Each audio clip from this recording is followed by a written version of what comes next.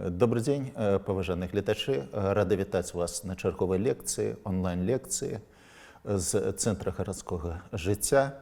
І сёння, падчас нашай сустрэчы, я прапаную перанесціся ў 19 стагоддзя і разгледзець некаторыя цікавыя рэчы, некаторыя праблемы, звязаныя з інкарпарацыяй беларускіх земель у склад расійскай імперыі, з вызначэннем месца і становішча гэтых земель у складзе новай дзяржавы. Ну і таксама даследаваць некаторыя малавывучаныя, але вельмі цікавыя механізмы кіравання беларускімі землямі падчас знаходжання Беларусі ў складзе расійскай імперыі. Калі мы разглядаем палітыку царызма ў дачыненні да беларускіх земель у 18-м, першай палове 19 стагоддзя, хацелася пазначыць, што расійская імперыя так і не здолела выпрацаваць нейкіх адметных палітычных накірункаў, звязаных менавіта з правядзеннем адметнай палітыкі ў дачыненні да земель Беларусі, Літвы і Украіны ў складзе расійскай імперыі. То есть царызм меркаваў, што гэтая палітыка яна будзе аналагічная той, якая праводзілася ва ўсёй імперыі, менавіта ў цэнтральных губернях расійскай імперыі. Але час паказаў, час засведчыў, што тыя элементы, якія ўжываліся імператарскім дваром Санкт-Петербурга ў дачыненні да той жа Цверской губерніі, альбо нават Архангельскай, Астраханскіх губерній, яны не заўсёды спрацоўвалі на нашых з вамі землях. І гэта прымушала царызм ўсё часцей і часцей прыбягаць да рэпрэсіўных элементаў у гэтай палітыкі. Ну і беларускія землі давалі такую нагоду падчас паўстання 1794 года, падчас напалеонаўскага пахода 1812 года, паўстання 1831 года, падчас арганізацыі шматлікіх тайных таварыстваў і змоваў, яны давалі такую нагоду царызму звярнуцца да рэпрэсіўных элементаў сваёй палітыкі.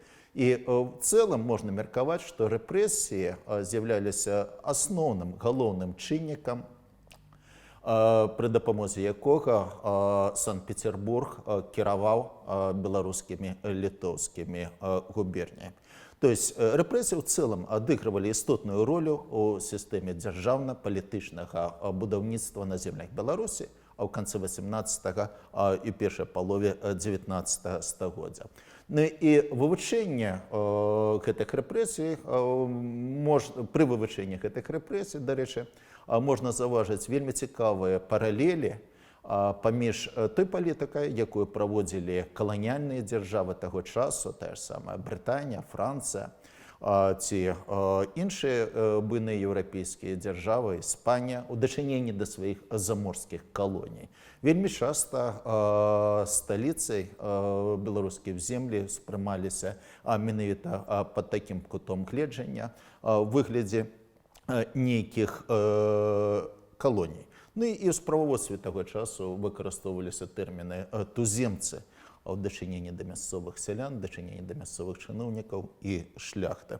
Што тычыцца непасрэдна рэпрэсіўнай палітыкі на землях Беларусі ў канцы 18-го, першай паловы 19 стагоддзя, а менавіта гэтым адрэзкам часу мы абмяжуемся сёння падчас нашай лекцыі. Дык вось, неабходна азначыць, што асноўным элементам правядзення рэпрэсіўнай палітыкі несумненна з'яўлялася армія, расійскае войска. Можна на 100% казаць, што без наяўнасці моцных вайсковых гарнізонаў на тэрыторыі Беларусі, Літвы і Украіны расійскай імперыі не ўдалося б утрымаць гэтыя землі у межах сваёй дзяржавы. Менавіта пры дапамозе арміі, вайсковага чынніка былі задушаны паўстанні нацыянальна-вызвольныя канца 18-го і першай паловы 19 стагоддзя. Пры дапамозе арміі, пры дапамозе войска ажыццяўлялася тая палітыка, якая кшталтавалася ў Санкт-Петербурге.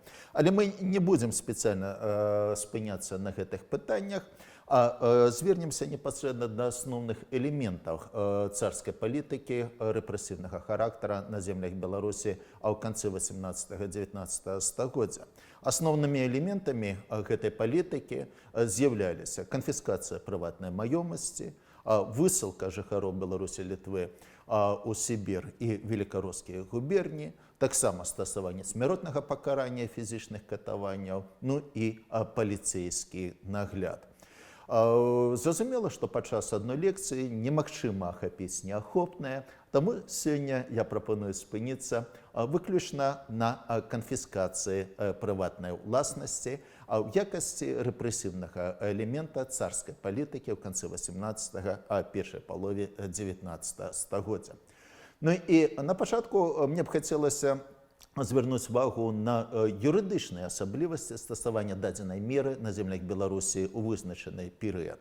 Справа тым, што нават з прававога пункту гледжання дадзеная мера пакарання мела шэраг асаблівасцяў, выразных асаблівасцяў менавіта на землях Беларусі. Ну і галоўная асаблівасць юрыдычнага і практычнага характара заключалася ў тым, что конфискация маёмасці в Российской империи у конце 18-го, первой половине 19 стагоддзя уживалася царизмом выключно на белорусских, ну и литовских, и польских, и, прошу выбачэння, и украинских землях. Менавіта на землях былога Великого княства Литовского. Чым гэта было абумоўлена и як гэта адбылося? Давайте звернемся до документаў таго часу. Справа тым, што ў канцы 18 стагоддзя в Европе наступила так званая эпоха асветніцтва, якая закранула і правовую сферу еўрапейскага палітычнага жыцця. І адным з вынікаў развіцця новых падыходаў да правовой сферы юрыдычнай навукі была гуманізацыя пакаранняў. І ў выніку перагляду ранейшых падыходаў адбываецца адмаўленне ад найбольш адыёзных і найбольш цяжкіх відаў пакаранняў еўрапейскай правовой сістэме. Ну і не выключэннем з'яўлялася канфіскацыя прыватнай уласнасці. Дарэчы, Беларусь па сённяшні дзень з'яўляецца адзінай, ці не адзінай еўрапейскай краіны, дзе па сённяшні дзень выкарыстоўваецца падобная мера канфіскацыя уласнасці, в той час як в Европе давно ад яе адмовіліся. Дык вось, у канцы 18 стагоддзя адбываецца ва многіх еўрапейскіх краінах паступовае адмаўленне ад канфіскацыі прыватнай уласнасці в сувязі з тым, што адбываецца гуманізацыя сістэмы пакарання. Логіка выглядала наступным чынам. Калі канфісковваецца маёмасць за здзяйсненне пакарання адным чалавекам, не павінны ж пацярпець яго родныя і блізкія, якія такім чынам пазбаўляюцца сродкаў да існавання. Як гэта не дзіўна, але гэтыя ідэі былі падтрымлены і ў расійскай імперыі, непасрэдна імператарам Кацярынай II. Менавіта яна прапанавала і рэалізавала некаторыя палажэнні аб гуманізацыі пакарання сістэмы расійскай імперыі, у выніку чаго было вырашана, і гэта было замацавана многімі прававымі дакументамі, у тым ліку і даравальнай дарчай граматы расійскаму дваранству, што не дазвалялася без пастановы суда канфісковваць маёмасць у шляхетнага саслоўя расійскай імперыі, і забаранялася ні ў якім чынам, ні пад якім предлогам не дазвалялася канфісковваць у іх спадчынную маёмасць, то есть маёмасць, якую яны атрымалі ад бацькоў па спадчыне і па ідэі павінны былі перадаць сваім спадчыннікам, дзецям. Дык вось, даравальнай граматы расійскаму дваранству Кацярыны II канфіскацыя падобнай маёмасці катэгарычна забаранялася. Але калі мы будзем даследаваць гэтае пытанне далей, то ўбачым, што в расійскай імперыі захаваўся адзін рэгіён, дзе ўсё ж такі гэтыя нормы пакарання пастаянна парушаліся. І гэтым рэгіёнам з'яўляліся так званыя пагранічныя губерні, да якіх адносіліся тым ліку і беларускія землі. Чаму так адбывалася? Чому менавіта толькі ў гэтым рэгіёне, а не ў якіх іншых, адбывалася далейшае стасаванне, прымянення дадзенага віду пакарання.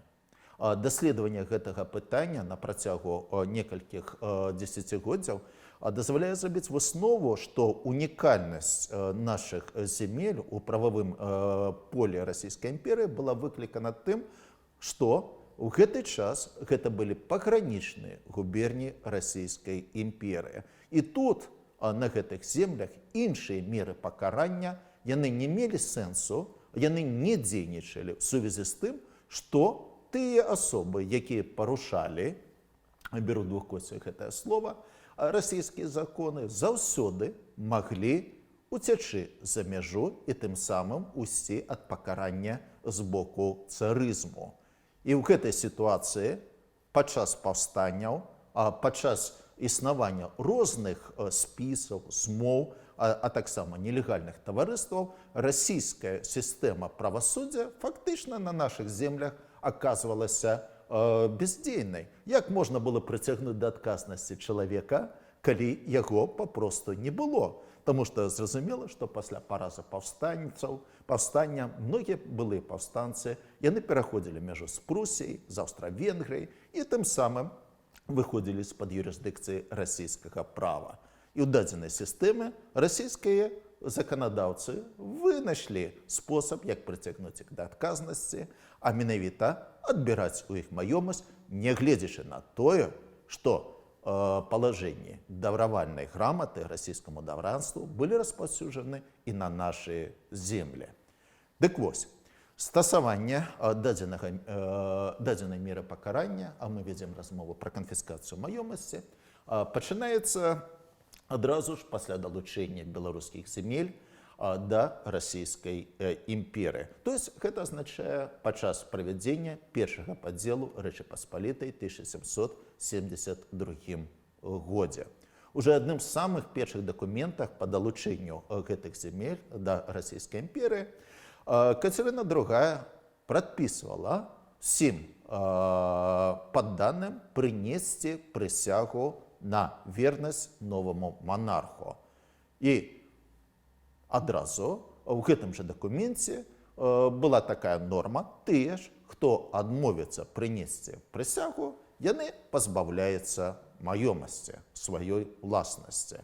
Ну, зразумела, што не было жадаючых ахвяраваць сваімі землямі, ахвяраваць сваімі маёнткамі.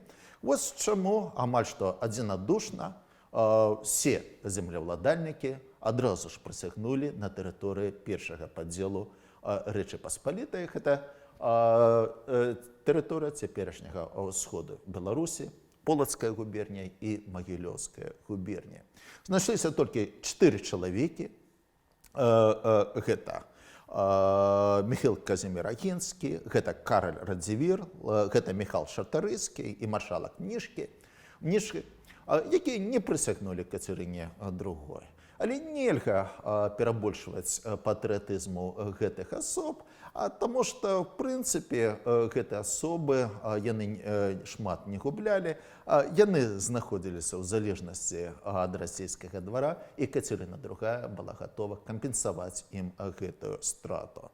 Такім чынам, гэтыя 4 асобы ў межах першага падзелу Рэчы Паспалітай згубілі больш за 32 тысячы сялянскіх душ. Каб зрабіць больш зразумела, сялянская душа – гэта толькі дарослы чалавек мужчынскага полу. То есть, калі мы кажам пра сялянскія душы, мы не лічым ні дзяцей, мы не лічым ні жанчын, мы не лічым старых. То есть 32 тысячы дарослых селянін былі канфіскаваны, перашлі ў казну, сталі казённымі сялянамі ў выніку першага падзелу Рэчы Паспалітай. Але яшчэ больш сялян змянілі свой сацыяльны статус у выніку канфіскацыі дзяржаў, староства і іншых земель, которые належалі нібыта дзяржаве, але знаходзіліся ў арэндзе, утрыманні, пажыццёвым валоданні розных особ. И тут уже земли, падобныя земли, пераходзілі да казны, а пасля раздаваліся асобам, якія былі набліжаны да Кацярыны II, не ў залежнасці ад таго, прынеслі они гэтую прысягу альбо не прынеслі. І тут, на тэрыторыі першага падзелу Рэчы Паспалітай, падобным чынам Кацярына II раздала сваім прыбліжаным асобам каля 100 000 душ насельніцтва. Тут гэта былі не толькі сяляне, але раздаваліся цэлыя мястэчкі з габрэйскімі грамадамі і гэтак далей, і гэтак далей. Апрабіраваўшы, пратэсціўшы выкарыстанне канфіскацыі на тэрыторыі першага падзелу Рэчы Паспалітай, расійскія ўлады дзейнічалі абсалютна аналагічна падчас правядзення і другога падзелу 1793 года. То есть адразу выходзіць маніфест з патрабаваннем прынесці прысягу і пагрозай, што ў выпадку, калі гэтая прысяга не будзе прынесена, то іхняя маёмасць будзе канфіскавана. Але ў развіццё падзей, звязаных з ажыццяўленнем другога падзелу Рэчы Паспалітай, як вядома, мяшаліся падзеі, звязаныя з нацыянальна-вызвольным паўстаннем 1794 года, паўстаннем пад кіраўніцтва Тадэвуша Касцюшкі.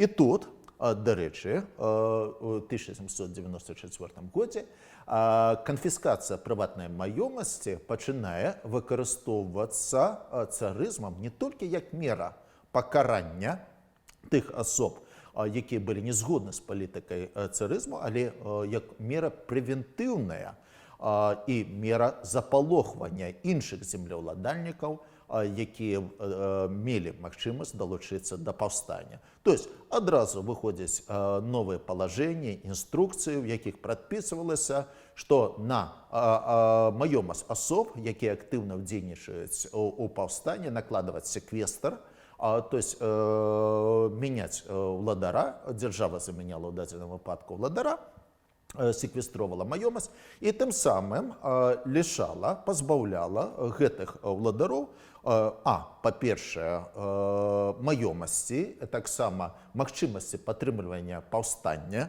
за кошт сваіх власных грашовых сродкаў, і тым самым дзяржава пужала іншых асоб, што з імі таксама будзе паступлена наступным чынам, падобным чынам, што іх таксама забяруць землі, і тым самым зніжалася рэкрэацыйная база паўстання 1794 года. Ну і дакументы таго часу сведчаць, як расійскія ўлады паступалі з секвестраванай маёмасцю. Яны папросту рабавалі падобныя маёнткі, адбіраючы ўсё збожжа, ўсё быдла, а таксама іншы інвентар на сваю карысць. Фактычна рабунак спусташэння маёмасці азначала секвестр іх у 1794 годзе. Пасля жорсткага задушэння паўстання далейшы лёс маёмасці, падобна секвестраванай маёмасці, вырашаўся на самым высокім узроўні менавіта Санкт-Петербургу. Як я ўжо казаў вышэй, дзейнічалі нормы права, якія не дазвалялі канфіскацыю спадчыннай маёмасці і маёмасці без рашэння суда. Але папярэдняя практыка адорвання саноўнікаў была настолькі прыцягальнай, і прага да новых зямель, атрымання новых сялян была настолькі моцнай, што расійскія саноўнікі знайшлі лазейку, як абысці гэтую норму. Менавіта обергофмайстар Кацярыны II, адна з найбольш уплывовых асоб пры двары, Александр Безбародка, ён прапанаваў, што ў сувязі з тым, што паўстанцы парушылі прысягу Кацярыне II, ён прапанаваў не выкарыстоўваць у дачыненні да іх нормы расійскага права, а прымяніць да іх нормы статута ВКЛ 1588 года. І гэтыя нормы, зразумела, прадугледжвалі такую меру пакарання, як канфіскацыя маёмасці. Як гэта не дзіўна, здзіўляцца тут няма чаму. Большасць сановнікаў, якія ўваходзілі ў савет пры найвышэйшым двары, яны падтрымалі падобную прапанову Александру Безбародка. І ў выніку вся маёмасць удзельніка паўстання, большасці удзельніка паўстання, яна перайшла ў казну. І пазней была выкарыстана Кацярынай II для адорвання асоб, якія былі набліжаны да двара. Так, на тэрыторыі Беларусі з'явілася расійскае землеўладанне. Свае валоданні атрымалі Пётр Румянцаў і Александр Сувораў, і многія іншыя чыноўнікі, фрэйліны, генералы і іншыя асобы Санкт-Петербургскага двара. До рэчы, з Петром Румянцевым звязаны цікавы элемент, цікавы эпізод, прашу прабачэння. Ён дабіваўся ад губернатараў, каб яму абавязкова далі кавалак Белавежскай пушы, у котором водзяцца дзікія каровы. На іншае ён не пагаджаўся. Ён закідаў патрабаваннямі Туталміна, гэта губернатара Мінскай губерніі, каб менавіта яму далі ключ, дзе водзяцца дзікія каровы, который першапачаткова прызначаўся Сувораву. Ну і вось так паругаліся Румянцаў з Суворавым, таму што ўсё ж такі Румянцеву дасталіся тыя часткі Белавежскай пушчы, дзе вадзіліся дзіковіныя ў Расіі таго часу дзікія каровы, пад которые мы сёння называем зубрамі. Такога слова нават зубры ў той час у Расійскай імперіі не ведалі. У цэлым, калі мы кажам пра канфіскацыю і далейшае адорванне, у канцы 18 стагоддзя, менавіта пасля задушэння паўстання Касцюшкі, то толькі в адзін дзень 1795 года, менавіта 18 жніўня 1795 года, Кацярына II в адзін дзень раздала сваім набліжаным 104 тысячы душ. Можна уявіць, якія маштабы меў і сам працэс канфіскацыі. Бо буйныя наданні працягваліся і в наступныя гады, працягваліся нават пры Паўле II, але працягваліся яны недоўга. Пасля смерці Паўла II, як вядома, Александр I абвесціў вяртанне да палітыкі сваёй бабкі Кацярыны II. Ну і гэта таксама назіралася і в юрыдычнай сферы, у сферы права.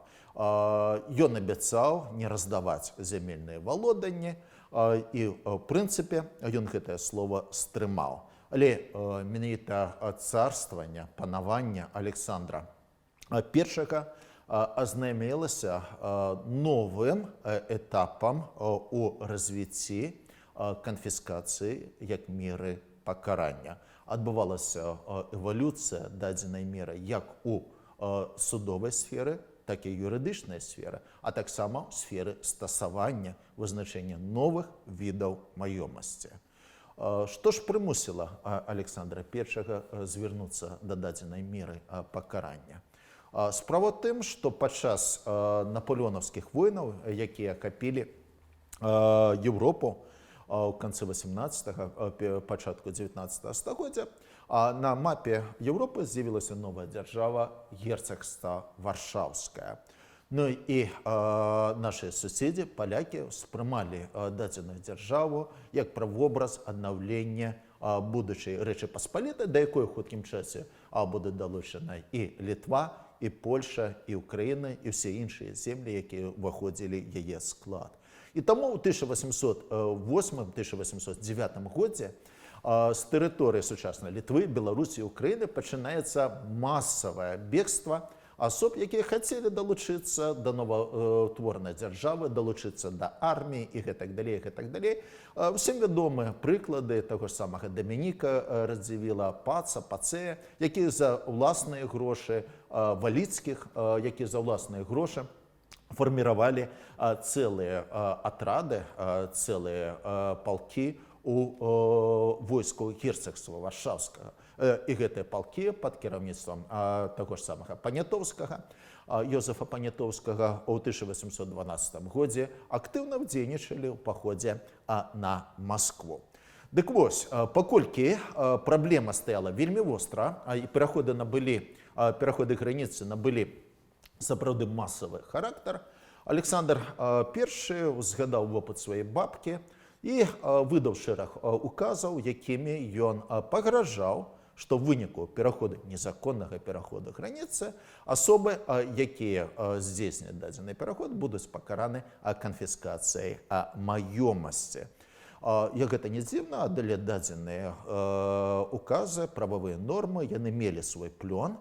І ў 1810-11 годзе многія перабежчыкі, былыя перабежчыкі, яны некаторы час вярталіся на беларускія землі, каб забяспечыць недатыкальнасць сваёй маёмасці. Не будзем тут мы спыняцца на асабістых прыкладах, але тым не менш праблема не была вырашана, і ў 1812 годзе адбываецца вайна, франка-руская вайна, падчас якой многія роды, тыя ж самыя Радзівілы, тыя ж самыя Сангушкі, Пацеі, Любанскія, Хаткевічы, Прозары, яны падтрымалі войскі Напалеона. Ну і 12 снежня 1812 года ў Расійскай імперыі выдаецца ўказ з загадам на працягу 3 месяцаў всім асобам, якія служаць на баку Напалеона, вярнуцца і прынесці прысягу Александру I, і ў выніку невыканання дадзенай меры, дадзенага патрабавання ў дачыненні да іх пагражала мера ў выглядзе адабрання маёмасці ў казну. Вывучэнне спісаў асоб, якія далучыліся да напалеонаўскіх войскаў ў 1812 годзе, засведчыла, што каля 90% з гэтых асоб яны пренебраглі гэтымі наступствамі. Яны засталіся ў войску Напалеона.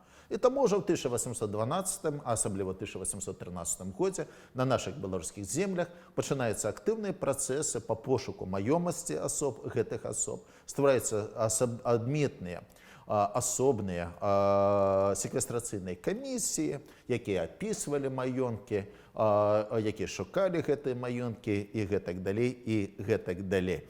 І ў цэлым на стан 1814 года да канфіскацыі было вызначана прыкладна 150 тысяч сялянскіх душ, якія належалі прыхільнікам Напалеона. І ўжо ў 1813 годзе многія маёнткі ў Мінскай губерніі пачынаюцца аддавацца ў арэнду, то есть былыя іншым ўладарам, то есть былыя іхнія ўладары фактычна згубілі права на іх валодання. Але палітыка Александра ў дачыненні да прыхільнікаў Напалеона не была такой паслядоўнай. Нават Парыжа, пасля заняцця Парыжа, ён выдае шэраг указаў, якія ў выглядзе выключэння дазвалялі некаторым землеўладальнікам вярнуць іхнюю маёмасць назад. І канчатковым акордам ва ўсёй гэтай справе з'явіўся указ распараджэння Александра I ад 30 жніўня 1814 года. Гэта дзень, калі ён урачыста вярнуўся на радзіму пасля замежнага пахода. Дык вось, гэтым указам ён загадваў вярнуць абсалютна ўсю маёмасць усім былым сваім праціўнікам.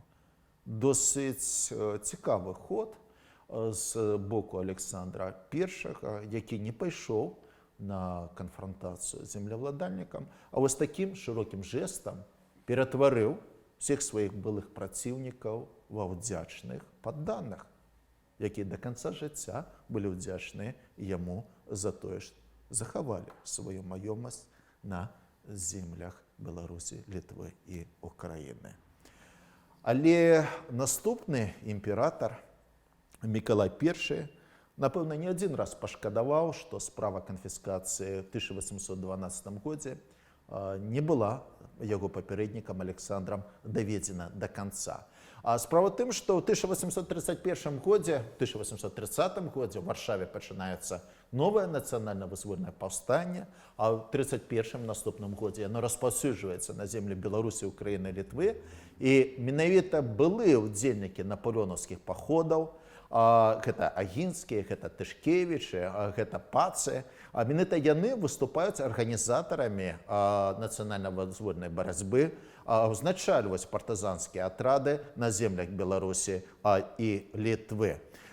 І ў 1831 годзе меры па барацьбе з паўстаннем былі абраны фактычна Мікалаем I, такія, як і яго папярэднікамі.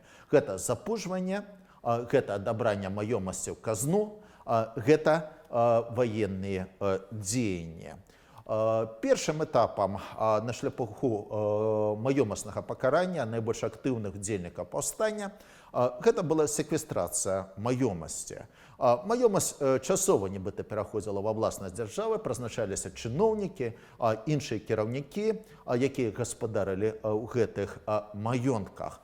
Ну, а ўжо пасля ствараліся адпаведныя камісіі, якія разглядалі індывідуальную справу кожнага паўстанца. Яны іх дзелілі, градзіравалі на 3 катэгорыі: першая, другая, трэцяя, у залежнасці ад ступені датычнасці да паўстання.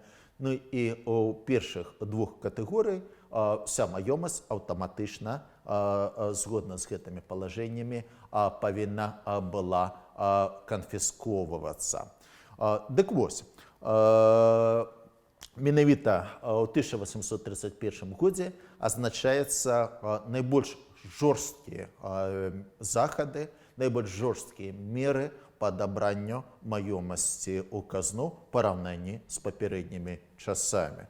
Гэта выявілася ў тым, што пачынаецца рабунак найбольш багатых у культурным плане сядзіб на тэрыторыі Беларусі.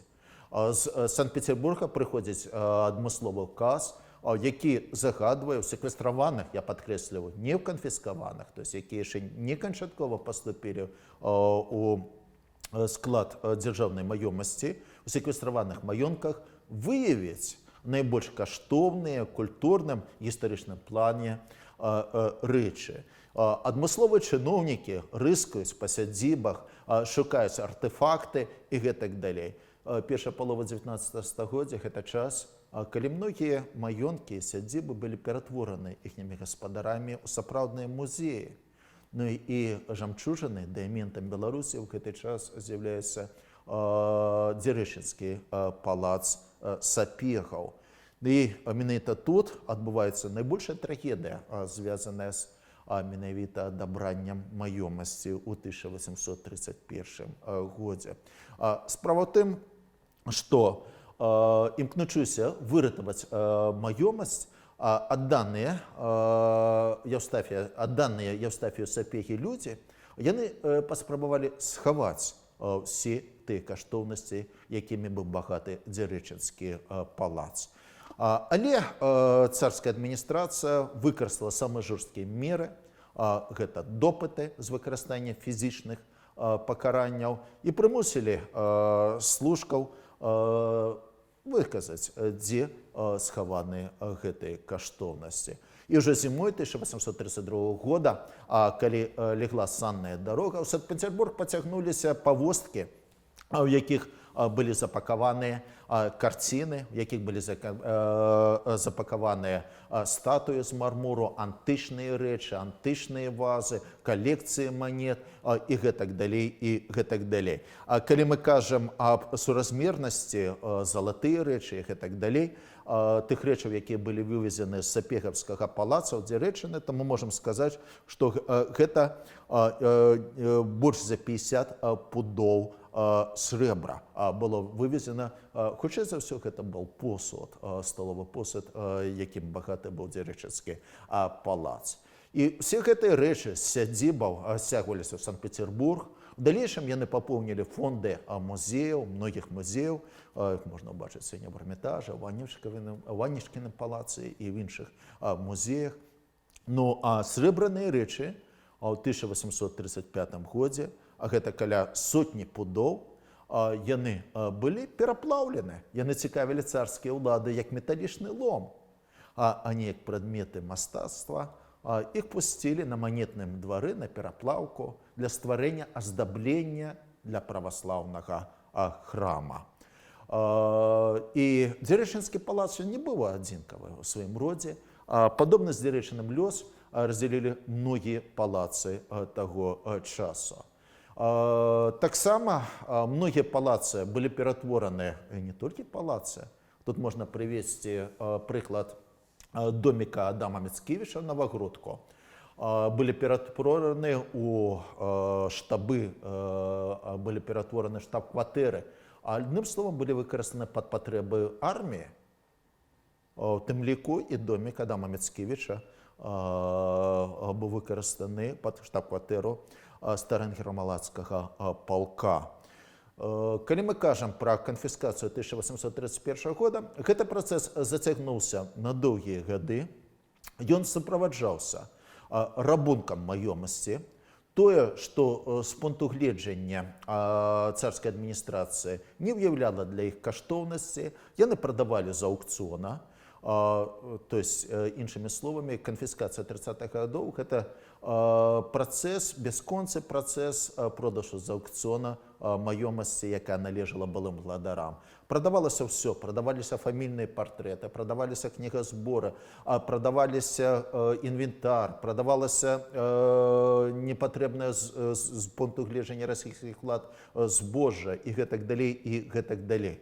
Таксама кнігазборы, якімі былі багатыя гэтыя сядзібы, вывозіліся ў Санкт-Петербург, вывозіліся фамільныя архівы. Часткова былі разрабаваны і згінулі гэтыя кніжныя кнігазборы. Частка, што не была вывезена ў Санкт-Петербург, прадавалася. Іншая частка, напрыклад, кнігазбор, які належаў Ігнатыю Дамейкі, які прымаў удзел у гэтым паўстанні, быў прададзены на аўкцыёне ў горадзе Гродна. І за капейкі яго набылі нейкія габрэі. А кнігазбор, які належаў Эміліі Платар, аднаму з герояў паўстання 1831 года, паступіў у распараджэнне гімназіі. Напэўна, самы карысны спосаб вырашэння гэтай праблемы. Мэбля, якімі былі багатыя гэтыя сядзібы, паступала на аздабленне царскай адміністрацыі, альбо вывозілася ў Беласток, дзе ў гэты час дзейнічаў інстытут шляхетных дзяўчынак. Калі мы кажам пра гэтае злоўжыванне, трэба сказаць, што і мясцовыя чыноўнікі не стаялі ў баку ад гэтага працэсу. Яны таксама набівалі сабе кішэні, выкрадаючы, не апісваючы, а прысвойваючы многія рэчы, якімі былі багатыя гэтыя сядзібы. Разглядаючы канчатковую лічбу маёмасці зямельных маёнткаў, якія дышлі да казны ў выніку правядзення столь маштабнай аперацыі па канфіскацыі маёмасці удзельнікаў паўстання 1831 года, трэба сказаць, што гэтых лічбаў дакладных няма і быць не можа. Таму што гэтыя лічбы, яны досыць плынныя, увесь час адбываліся працэсы, звязаныя са знаходжаннем новых маёнткаў удзельнікаў паўстання, альбо выбачэння гэтых паўстанняў і, адпаведна, вяртання іхняй былой уласнасці. Але калі мы кажам пра прыблізныя лічбы, то можна казаць, што на канцы 30-х гадоў 19 стагоддзя да казны перайшло больш за 130 зямельных валоданняў на землях Беларусі, толькі на землях Беларусі. Гэта былі абсалютна розныя маёнткі, некаторыя гэта былі больш за 1000 сялян мужскіх душ, некаторых это былі невялічкія маёнткі, дзе колькасць сялян раўнялася колькасці ўладароў. Ну і ў далейшым, у 30-е гады, падобная практыка 40-е гады, 50-е гады, падобная практыка працягвалася, але ўжо не ў такіх маштабах. Канфіскацыя маёмасці адбывалася ў сувязі з выкрыццём тайных таварыстваў, тым ліку і таварыства Шымана Канарскага, а ў сувязі з удзелам беларускіх жыхароў у нацыянальна-вызвольным рухе ў заходняй Еўропе, паўстання Венгрыі, напрыклад. яны прымалі актыўны удзел, і гэта паўстанне, як вядома, давелі расійскія войскі, і некаторых іншых выпадках таксама. В цэлым, падводзячы вынікі канфіскацыі маёмасці у першай палове 19 стагоддзя, трэба адзначыць, што гэта была адной з галоўных рэпрэсіўных мер, якой карыстаўся царызм на землях Беларусі ў вызначаны час. Ужыванне царызмам дадзенай меры прывяло да з'яўлення расійскага землеўладання на землях Беларусі. Яно прывяло да сацыяльных зменаў. Справа ў тым, што многія дзяржаўныя сяляне былі ператвораны ў прыватнаўласніцкія, то есть былі фактычна запрыгоненыя. Ну і дадзеная мера прывяла да значнага спусташэння культурнай спадчыне нашых земель. Ну і таксама неабходна адзначыць, што дадзеныя меры, распрацаваныя ў 30-е гады 19 стагоддзя, яны знайшлі сваю далейшую рэалізацыю падчас задушэння паўстання 1863 года, бо ўсе тыя напрацоўкі былі выкарыстаны царызмам, у тым ліку Александром II, падчас жорсткага задушэння паўстання 1863 года. Але сёння мы гэтае пытанне закранаць з вами не будзем, а, магчыма, спынімся ўжо наступным разам. Такім чынам, дзякуй за ўвагу, запрашаем вас да прагляду лекцый, сустрэнемся яшчэ.